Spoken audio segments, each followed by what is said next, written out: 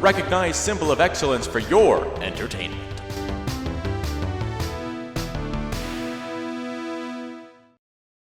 Lady Gaga! Lady Gaga!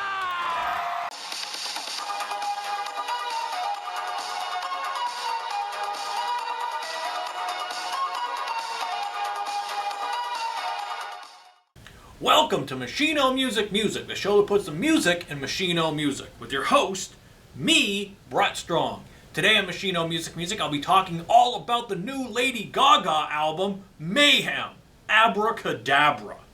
Good afternoon, everybody. The new Lady Gaga album, Mayhem, has been released, and that's what we're talking about here today. Very exciting, very anticipated. Here it is right here in my hot little hands. Cut the sticker and put it on. Usually I put the sticker on this other book that I have, you know, for like keeping track of like scripts and movies and stuff. But yeah, I put it on the thing because then, you know, because it's microscopic on the spine, so I kind of got to know what it is, even though I can recognize Lady Gaga. There's a crack in this. No, actually, it's just it's just actually the thing. It's supposed to be like that. Just kind of threw me off. Looking at it, well, there's a crack. But no, that's just the album art. I got some notes here, so I'm looking down at notes. Just know it's because I have to keep track of the notes I took as I was listening to the album for the first time, and then I listened to it like 3 more times in the same day. I love this album. Lady Gaga has done it again. She continues to amaze me. Such a great songwriter. This is the last record we talked about, of course, Harlequin, which was, I did a review on this. I'm not a big fan of this, but I get what she was trying to do. So, but this one, Mayhem, is just, this is the official new album. Harlequin was kind of just sort of a one-off, for the Joker movie, Folie à Deux. And this is the full official new album. Album's very synth pop. Said to have been inspired by, we got here, David Bowie, Blondie, and Michael Jackson. Well, definitely feels like that. Also Madonna. There's like an 80s Madonna album, which is kind of the best Madonna. 80s Madonna. So, it's so good.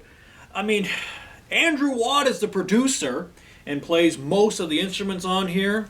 Andrew Watt. We meet again. My old friend Andrew Watt. Yeah, I mean, he's a pop producer, and his production style works on here, because I've talked about him before.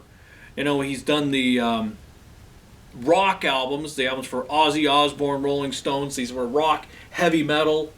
It works. But I don't know, I find I was never really a big fan of his production style on those rock records. But here, on a pop album, it totally works. But mainly that's because of Lady Gaga herself. Lady Gaga herself is not going to put out something and make sure that some producer doesn't go meddling around with her thing and muddying up the sound, and it's going to sound like garbage. She's going to make sure it sounds great. And she knows exactly what she wants, so that's what happened. I think this album sounds awesome. And as for the songs, I mean, not a sinker in the bowl on here. It's so great. I would say every song is great on here. Disease and Abracadabra were both the singles.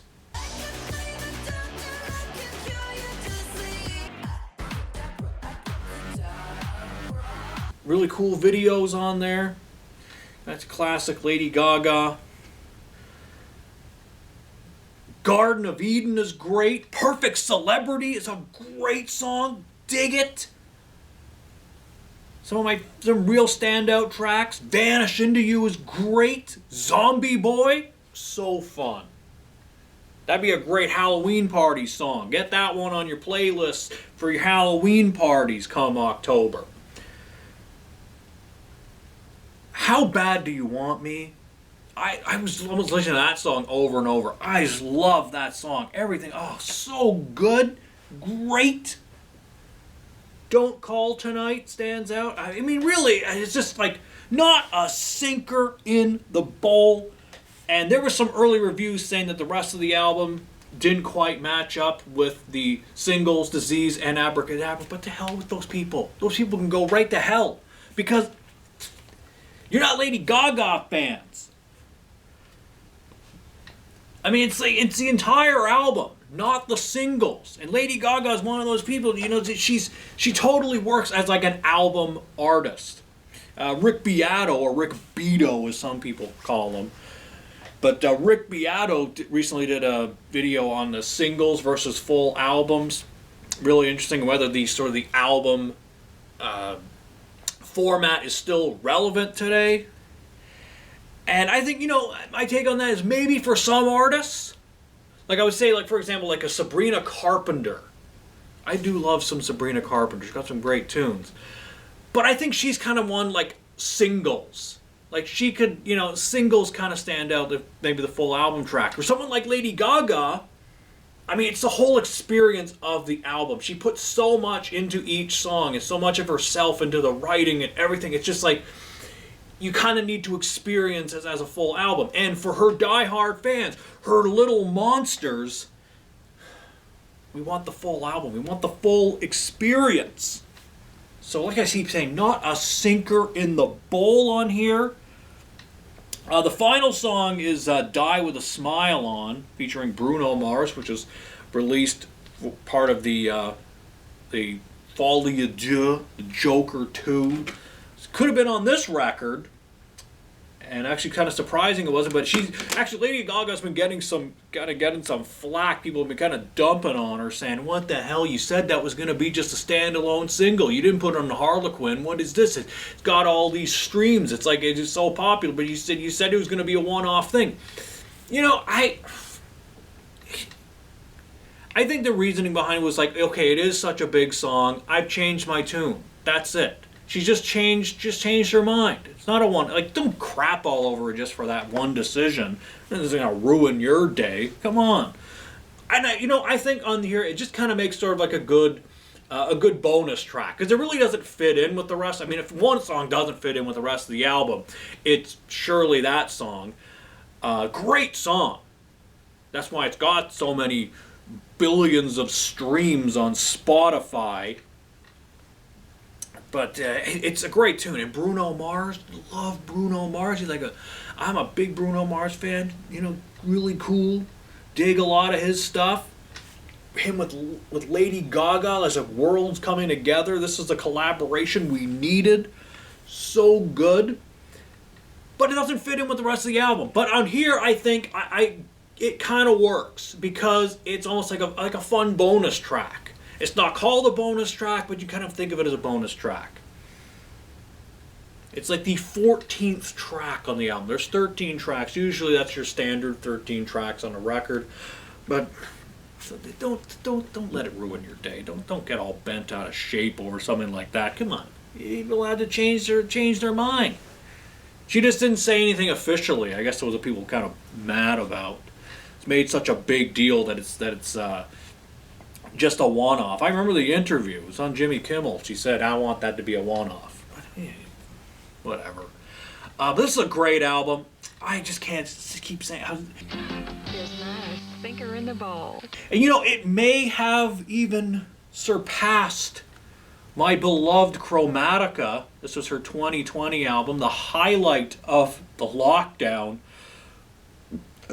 Because it's just so good. I mean, I just love. I think this is a perfect album. Some of my favorite Lady Gaga songs are on here, and this album was so great.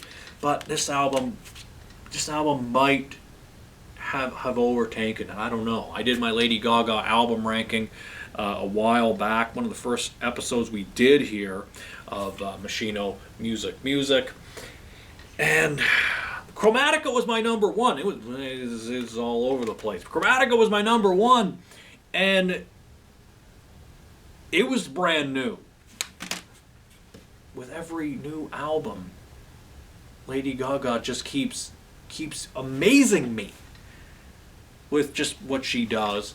So I don't know, this one, could overtake it. It's just so good. Lady Gaga, this is like kind of a boring album cover. What else has got? What else has it got in here? I don't think there's much in the booklet. It's hard to get the booklet out of here. I struggle with it. There we go. Here's some pictures. It's just a thing. It's not a whole lot, actually. Actually, talk about Halloween. This is your Halloween, black and orange. She is kind of spooky. Yeah. Get this album ready for your Halloween party, I would say. Totally work for that. Especially the track Zombie Boy. But what more can you say? It's Lady Gaga. She is an absolute legend. She's an absolute queen. She's Mother Monster.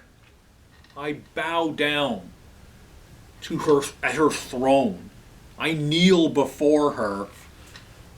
Because, I mean, she's just the queen, and she's just so awesome and so amazing. And this album, if you're a Lady Gaga fan, you're probably going to like it. So there you go. A little review of the Lady Gaga album Mayhem.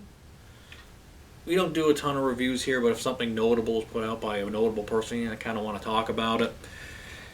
I mean, who cares what I have to say? This is not really even like a real review. It's just like your friend recommending something.